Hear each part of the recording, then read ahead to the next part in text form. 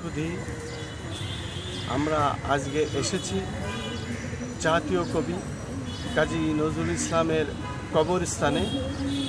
আমরা এখানে এসে ওনার রুহের মাগফিরাত কামনা করলাম এবং সেই সাথে আমি তারা নিউজ, বিডি, টিএনবি ও SSJR টিভি থেকে আমি অন্যান্য বারের মতো এবারও এখানে শ্রদ্ধা নিবেদন করলাম।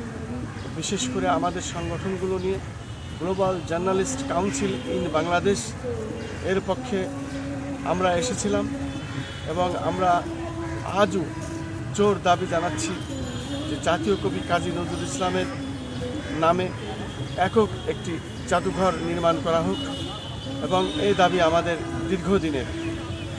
কবি কাজী নজরুল ইসলামের যে সকল স্মৃতি বিজড়িত বিভিন্ন দেশের বিভিন্ন জায়গায় ছিটিয়ে ছিটিয়ে আছে, এগুলো একত্রিত করে ওনার নামে একটি জাদুঘর করে সেখানে সংরক্ষিত করা হোক। এই দাবি আমাদের আজ নয়, আজ নতুন নয়, দীর্ঘদিনের দাবি আমাদের। আমরা এই কবির স্মৃতিকেই ধরে রাখতে চাই। যারা কবিকে শ্রদ্ধা করেন, ভালোবাসেন, তারাই এখানে আসেন। বিশেষ করে কবি মৃত্যুর আগে বলেছিলেন, মসজিদেরই পাশে আমার কবর দিও ভাই। তাই ওনার কবর মসজিদের পাশেই দেওয়া হয়েছে। আমরা আরও জানি, আরও উনি ইসলামিক সঙ্গীত, ইসলামিক গজল গেয়েছেন, সেগুলো আমরা এখনও ব্যবহার করি। রমজানের ওই রোজার শেষে এলো খুশির ঈদ। উনি আরও বলেছেন,